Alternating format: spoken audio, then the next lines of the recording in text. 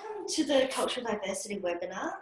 So this session is really about how to engage in the classroom, mainly for frontline staff, and more specifically, how do you actually ensure that students actually understand what's in the agreement, and how to make international students, and understanding how international students feel the need to really ask many questions after trying to address their concerns at enrolment or during orientations, and why they actually need that to validate all the information, and whether there are better ways of doing it to avoid one-on-one communication.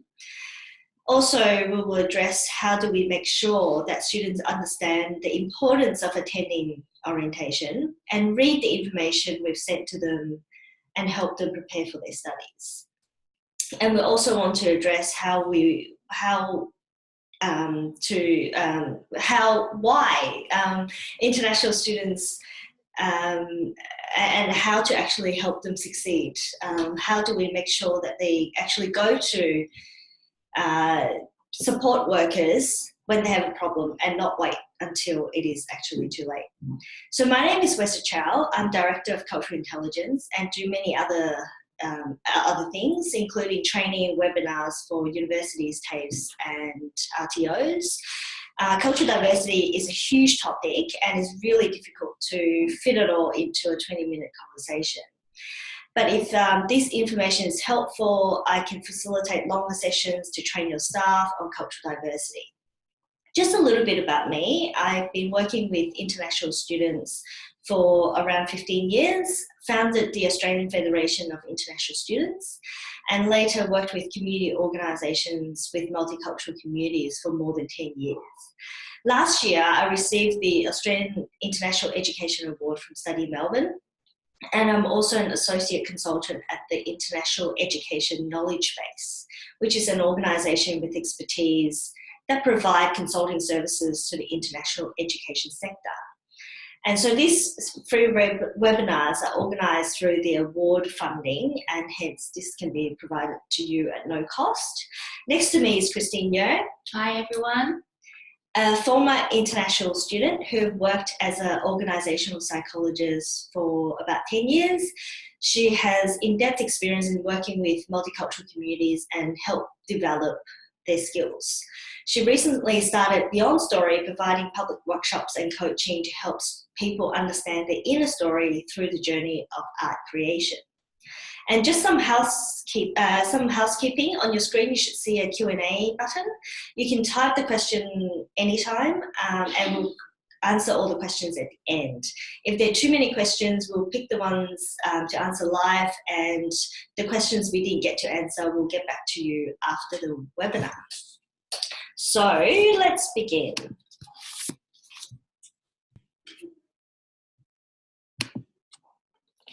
Now, the first questions that we often get is, why can't students just read their agreement? I think this is a brilliant question, because I think, like most of us, who actually read the terms and conditions in all your contracts, the answer is probably no.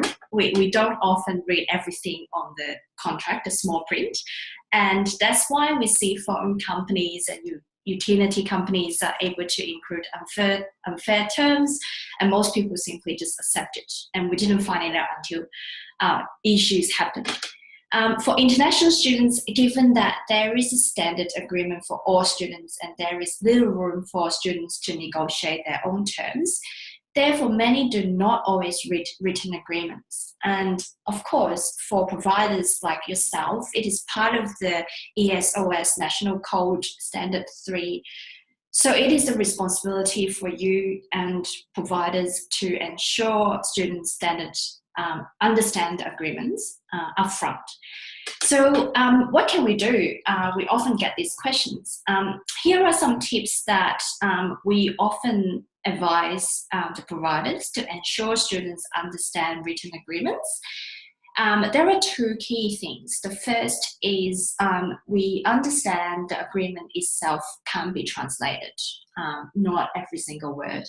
Having translated content on your website related to important information in the agreement will help in understanding the agreement itself, not the whole thing, but maybe the key points.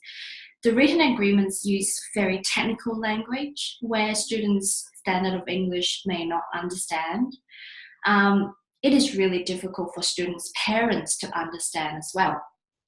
So if there are some important messages that can be translated, it would be great just to translate the key point so parents can read it and increase the likelihood of understanding the agreement.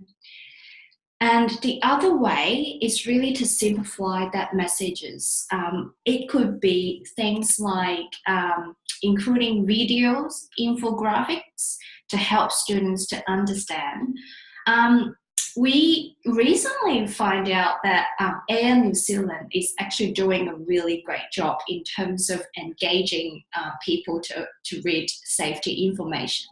They made safety information really interesting, so people actually listen and want to watch that video.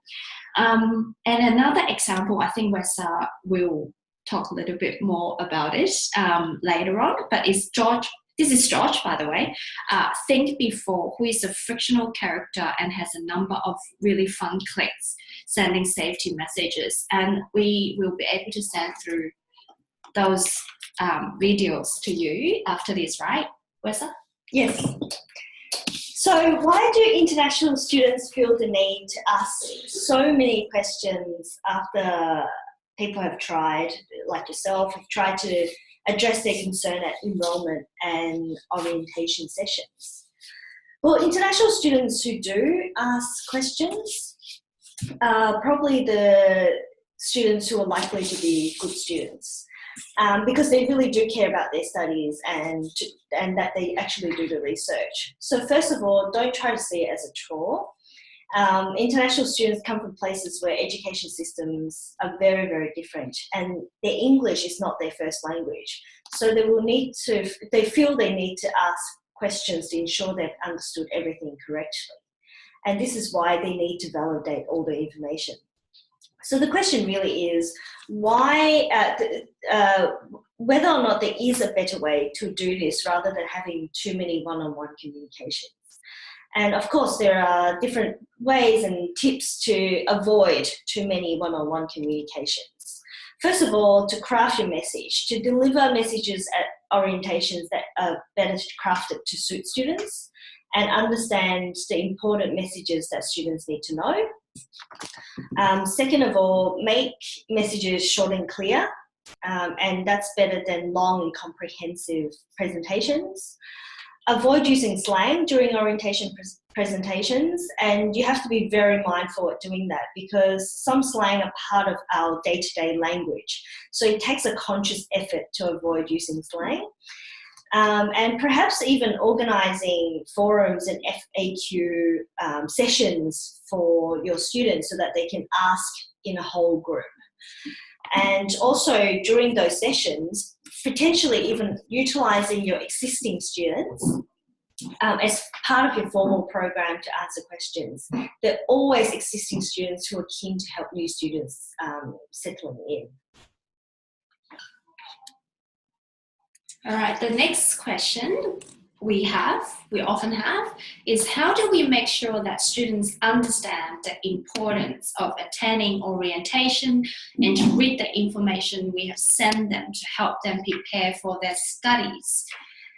Now, orientation is important for students, but many students do not attend. The reason being is they will try to shorten the number of weeks in Australia, which can have cost that implication that they want to come to the last minute and then attend classes straight away. Others will skip orientation because it could be their first weeks and therefore busy looking for accommodation and settle in. Others also think orientation is not important to their study with their understanding. So there are a few tips we can provide you to make sure that they attend orientation.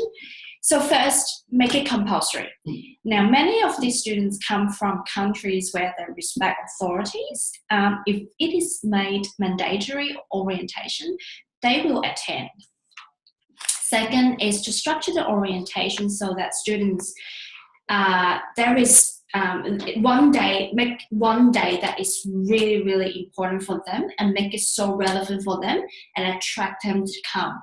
Only one day that you just scramble all the important information in that one day and make it sound attractive. And that actually follow the next point, which is make that orientation day more interactive with them. Make sure your recruitment agents are on board in promoting the importance of attending the orientation.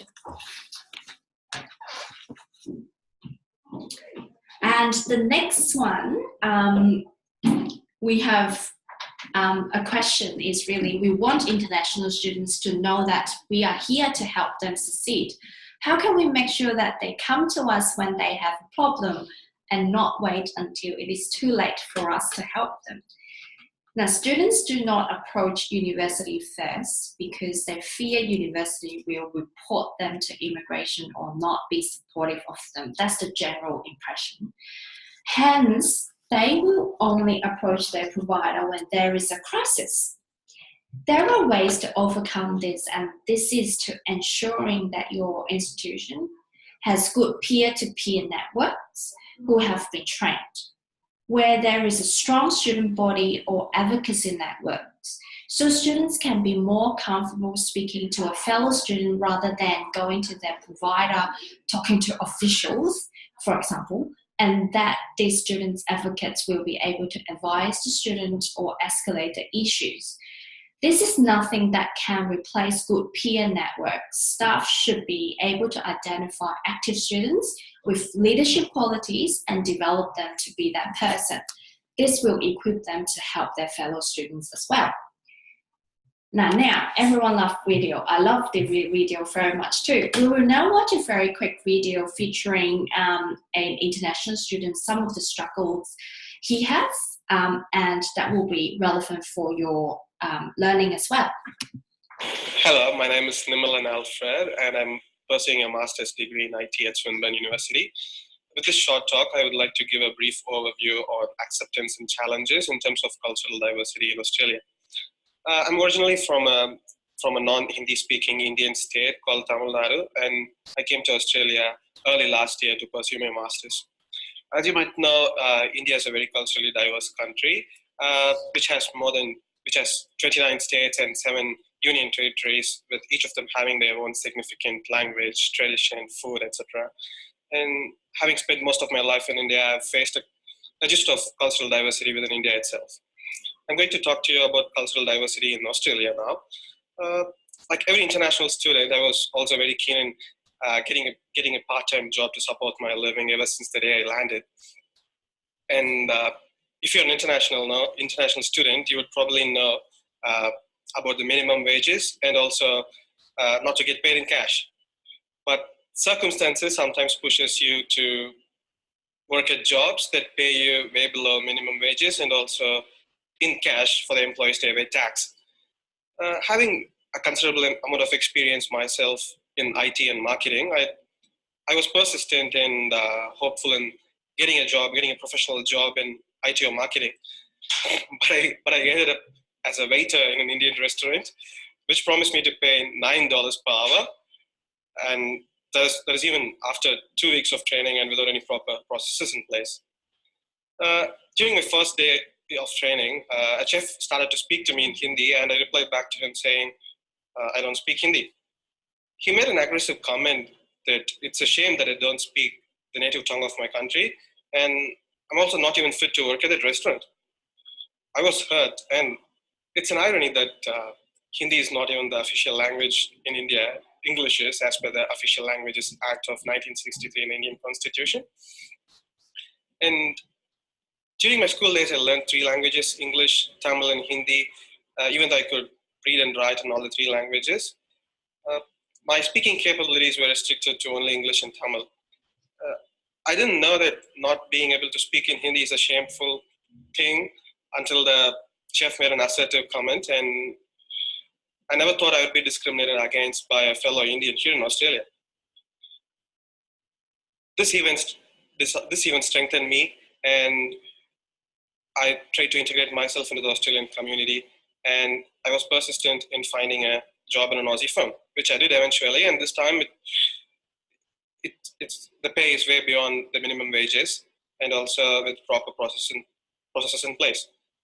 The best thing about working in an Aussie firm is that they didn't treat me based on where I was or what I was doing there.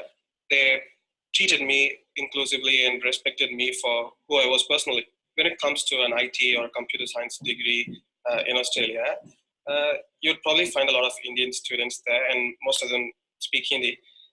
During the first semester, I ended up doing most of my group projects in conversations based in Hindi, which really affected my grades. Because of all these instances, I decided to go beyond my comfort zone and try to integrate myself into the Australian community, and also started making a lot of local and international friends.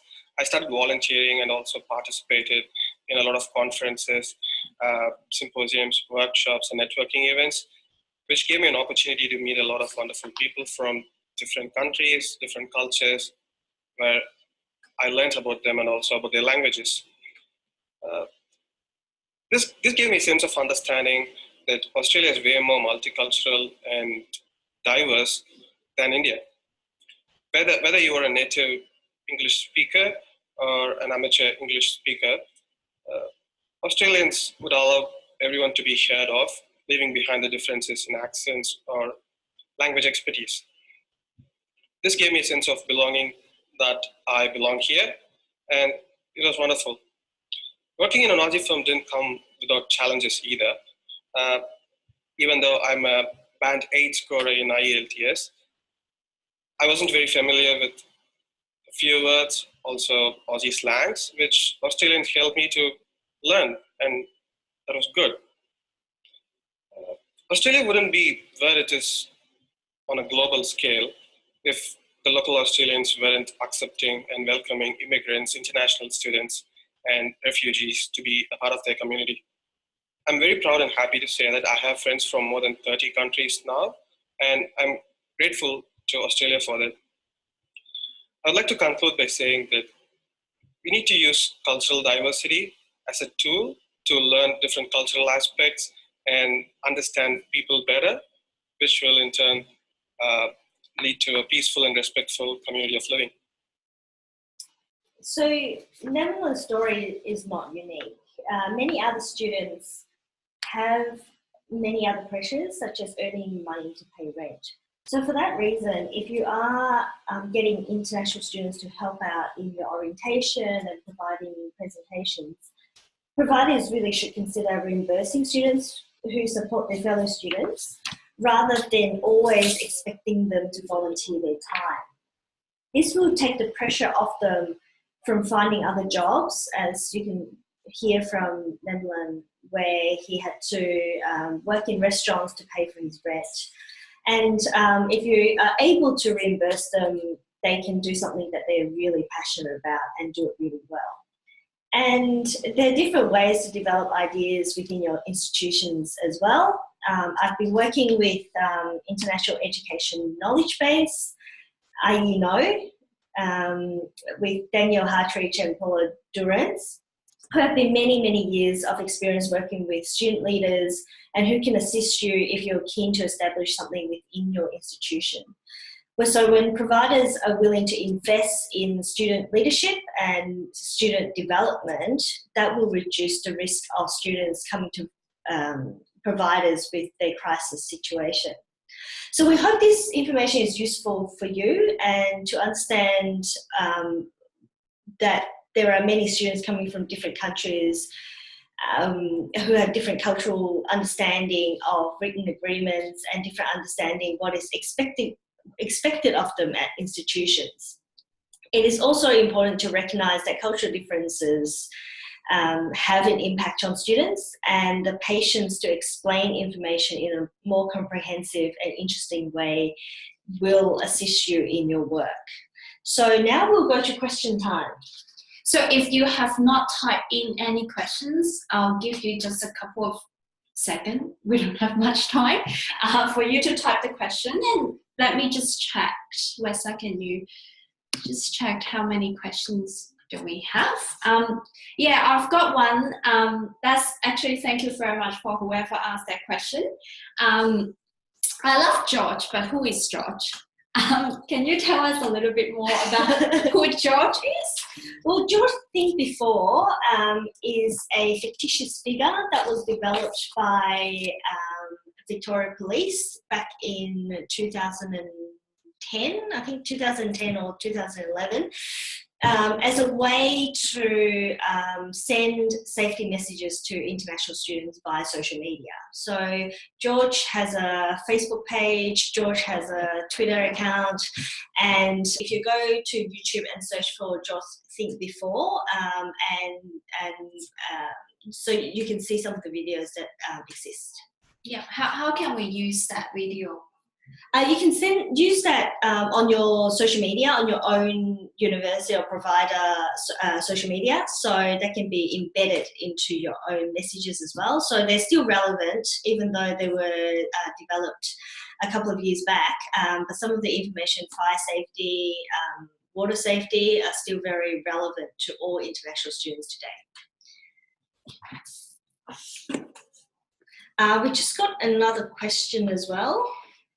That sometimes international students might not be reliable when they've been invited to speak at forums or presentations. So what can we do?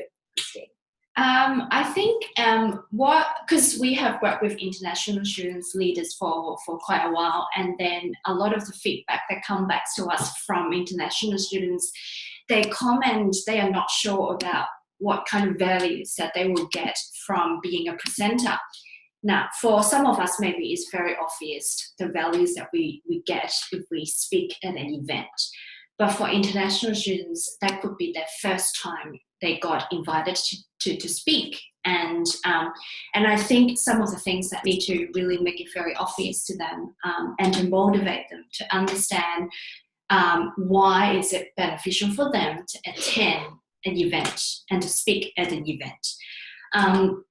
That could be a reason, for example, is about getting exposure to the industry that they are passionate in and has a potential to seek for future employment opportunities.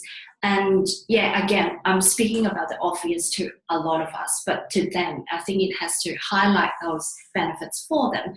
And I think that's based on the feedback that we got from the students themselves. Yeah. And also make sure students train properly as well. So don't just assume that, oh, well, it's just a presentation, so because they do presentations during their class, make sure you provide training for them so they feel like they're actually part of the whole organising.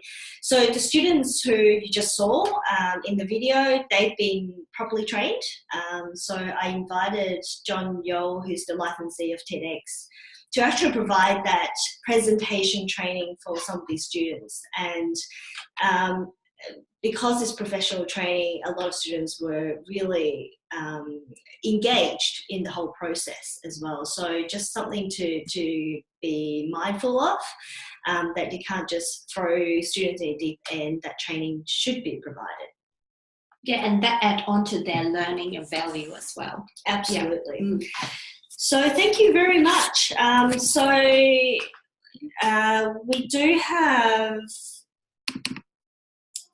We do have another webinar on the 29th for recruitment staff, expanding the markets in different countries. So you can register your interests where you registered today's session if you're interested, or you can send out to your colleagues as well. So if you've got more information that you would like, or if you're interested in future training, this is my contact.